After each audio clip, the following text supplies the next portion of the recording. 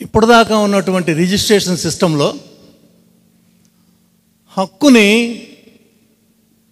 Discuss చేసి డిస్ప్యూట్ని తేల్చేటటువంటి హక్కు రిజిస్ట్రార్కి లేదు. రిజిస్ట్రార్కి అమ్మేవాడు కానీ కొనుక్కునేవాడు కానీ వీళ్ళకి హక్కులు ఉన్నాయా, ట్రాన్స్ఫర్ పూర్తిగా జరుగుతుందా లేదని విశదీకరించి విపులీకరించేటువంటి హక్కు లేదు ఇప్పుడు దాకా ఉన్నటువంటి దాంట్లో. ఇప్పుడు దాన్ని సెటరైట్ చేసి టైటిల్ రిజిస్టర్ని దీనిలో ఎంటర్ చేసేసి మేము హక్కును కల్పిస్తున్నాము అని చెప్పేసి అనేది ఆబ్జెక్ట్. ఇప్పుడు దాకా రిజిస్టర్ చేసుకుంటున్నారే కానీ ఇందులో డిస్ప్యూట్స్ ఏమన్నా ఉంటే ఆ డిస్ప్యూట్స్ని సెటిల్ చేసే అధికారం రిజిస్ట్రార్కి లేదు. కనుక ఇప్పుడు దాన్ని ఆబ్జెక్ట్స్లో వన్ ఆఫ్ ది ఆబ్జెక్ట్స్ ఈ రిజిస్ట్రేషన్ సిస్టంలో. అందుకని టైటిల్ని మేము హక్కుని కల్పిస్తున్నాం, డిస్ప్యూట్స్ని కూడా మేమే సెటిల్ చేస్తాం అనేది ఆబ్జెక్ట్ అండి. మేమే సెటిల్ చేస్తాం. అందుకనే డిస్ప్యూట్స్ రిజిస్టర్ అనే దాన్ని కూడా ఒకటి పెట్టారు ఈ డిస్ప్యూట్స్ని రికార్డ్ చేయడం కోసం. లక్షల రూపాయలు స్టాంప్ డ్యూటీ కట్టి కోట్లు పెట్టి కొనుక్కున్నా కానీ దస్తావేజు ఎందుకు పనికిరాదు వీళ్ళ ముందు. వాళ్ళు రికగ్నైజ్ చేస్తేనే ఈ హక్కు, దాన్ని మనం ఏమైనా చేసుకోగలం. మార్కెటబిలిటీ అనేది అప్పుడే వస్తుంది మనకి. ఎంత ఖర్చు పెట్టి కొనుక్కున్నా వాళ్ళ సర్టిఫికేట్ ఇచ్చి రిజిస్టర్లో నోట్ చేసుకొని ఓకే అని సర్టిఫికేట్ ఇస్తేనే మనకి ఆ ప్రాపర్టీకి మార్కెటబిలిటీ వస్తుంది. అప్పుడు దాకా మనం ఏం చేయలేము, దాన్ని అమ్ముకోవడానికి లేదు. తర్వాత ఇంకొక ఆబ్జెక్ట్ అండి, ఇండియాలో ల్యాండ్ డిస్ప్యూట్స్ ఎక్కువగా ఉన్నాయి, సివిల్ కోర్ట్స్లో డిలే అవుతోంది. ఈ డిస్ప్యూట్స్ లేకుండా సివిల్ కోర్ట్స్లో డిస్ప్యూట్స్ని అవాయిడ్ చేసి భూ బదలాయింపు అనేది తేలిగ్గా జరిగే విధంగా చూడటం అనేది నీతి ఆయోగ్ పంపించిన లక్ష్యం. సివిల్ కోర్ట్స్కి లేదని కాదండి, సివిల్ కోర్ట్స్లో డిలే అవుతుంది. ఈ డిలే అవుతుంది, డిస్ప్యూట్స్ ఉన్నాయి కనుక భూ బదలాయింపులు డిలే జరుగుతుంది కనుక దాన్ని అవాయిడ్ చేయాలి అనేటటువంటిది దాని వెనకాల ఉద్దేశంగా కనబడుతోంది. కార్పొరేట్ సెక్టార్కి 1000 ఎకరాలు కట్టబెట్టాలంటే కోర్టులు లిటిగేషన్లు ఎక్కడ అడ్డుపడతాయో వీటిని అవాయిడ్ చేయాలి అనేది మెయిన్ ఉద్దేశంగా కనబడుతోంది. రెండోది, ఇక్కడ ఇందాక ఇన్సిడెంటల్గా టచ్ చేసాం, గవర్నమెంట్ భూమి వాక్ ప్రాపర్టీ అన్నారండి.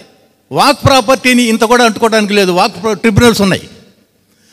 సివిల్ కోర్టులో ఎటు వేసుకోవడానికి లేదు వాక్ ప్రాపర్టీని గురించి, వాక్ ట్రిబ్యునల్స్లోనే వేసుకోవాలి, కోర్టు సివిల్ కోర్ట్స్కి లేవు. వాక్ ప్రాపర్టీని ఎవరు టచ్ చేయరు కూడా, ప్రభుత్వాలకు కూడా చులకనగా కనపడేది ఏంటంటే ప్రభుత్వ భూములు, పోరంబోక్ ల్యాండ్స్ 1000 ఎకరాలు ఉన్నాయి ప్రతి దేశంలో, ప్రతి రాష్ట్రం కింద. నా ప్రాపర్టీని ఏదైనా కానీ ఈ హక్కుని గురించి మాట్లాడాలని చెప్పేసి నేను రిజిస్టర్ చేసి తెలిస్తే నేను వెంటనే రంగంలోకి వచ్చేసి ఆలస్యంగానైనా సరే ఒక లాయర్ని పెట్టుకోను, లేదో ఒక ఎమ్మెల్యే ద్వారానో దాన్ని ఫైట్ చేస్తాను. ప్రభుత్వ భూమిని ఒక 100 ఎకరాలు నా పేరు మీద రాసేస్తే ప్రభుత్వం వచ్చి మాట్లాడదు, దాన్ని ఫైట్ చేయదు. ఈ 100 ఎకరాలకి ఆ పుస్తకంలో నా పేరున హక్కు రాయబడుద్ది. That is conclusive. వాళ్ళు వాడింది కూడా కంక్లూజివ్ ప్రూఫ్, కంక్లూజివ్నెస్ ఇస్తున్నారు దానికి. అంటే ఇక ఇండియన్ ఎవిడెన్స్ యాక్టు ప్రూఫ్ అనేదానికి ఇండియన్ ఎవిడెన్స్ యాక్టు తలకాయల పగలట్టుకుని ఇంతవరకు అర్థం కావట్లేదు 50 సంవత్సరాల నుంచి. అటువంటి ఇండియన్ ఎవిడెన్స్ యాక్ట్ని తొంగలో దొక్కారు. నెక్స్ట్ అండి, సక్సెషన్. హిందూ వారసత్వ చట్టం ఉంది మనకి, Hindu succession act, Indian succession act ఉన్నది. అది క్రిస్టియన్స్ కూడా అప్లై అవుతోంది. ముస్లిమ్స్కి షరియత్ యాక్ట్ ఉంది, 1937 షరియత్ యాక్ట్. ఖురాన్లో చెప్పబడినటువంటి మహమ్మద్ ప్రవక్త చెప్పినట్టు దాని ప్రకారం ఏర్పడుతుంది షరియత్ యాక్ట్ 1937. ఈ 1937 షరియత్ యాక్టు తమకు క్షమించాలా, మాలో ఉన్న అంతమంది కూడా ఇంత కూడా అర్థం కాదు. ఎవరు మిత్రులు అపార్థం చేసుకోవద్దు, అంత కాంప్లికేటెడ్ ఆ ముస్లిం వారసత్వ చట్టం. My friend also agrees if I right. చాలా ఇది అటువంటి వారసత్వ చట్టం. So also is the case with Christian law. So far as వారసత్వం ఈజ్ కన్సర్న్. హిందువులా కూడా అలాగే ఉంది వారసత్వంలో. కానీ వీటన్నిటిని కూడా ఇగ్నోర్ చేస్తూ వారసత్వాన్ని వారు నిర్ణయిస్తారట ఈ చట్టంలో. వారు నువ్వు వారసులు అంటే నువ్వు, నేను వారసులు ఉంటానంటే ఈయన వారసులు అంటే ఈయనే. ఈ వారసత్వాన్ని వాళ్ళే నిర్ణయిస్తారు ఈ చట్టం కింద. ఇది ఎటువంటి ప్రమాదాలకు దారితీస్తుందో అనేది ప్రజలకి చెప్పాల్సినటువంటి బాధ్యత మీ బోటి నాయకుల మీదే ఉన్నది. చట్టం అనేది వ్యక్తులకు అప్లై అవుతుందండి. వ్యక్తి రిలీజియన్ బట్టి చట్టం అప్లై అవుతుంది.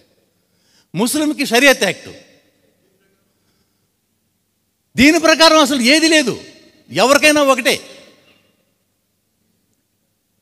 దానిలో అసలు దానికి డిస్టింగ్విష్ చేయలేదు. వారసత్వాన్ని మేమే నిర్ణయిస్తాం, సక్సెషన్ని మేమే నిర్ణయిస్తాం, వారు చెప్పిందే ఫైనల్. మీరు ఏదైనా కనుక ఒకటి ఉద్యమంలో ఒక ఆస్పెక్ట్ని తలపెట్టి మైకు పట్టుకొని మాట్లాడటం మొదలు పెడితే అది సక్సెస్గా జరుగుతుంది అనేది మా వాళ్ళందరి నమ్మకం, నా నమ్మకం కూడా.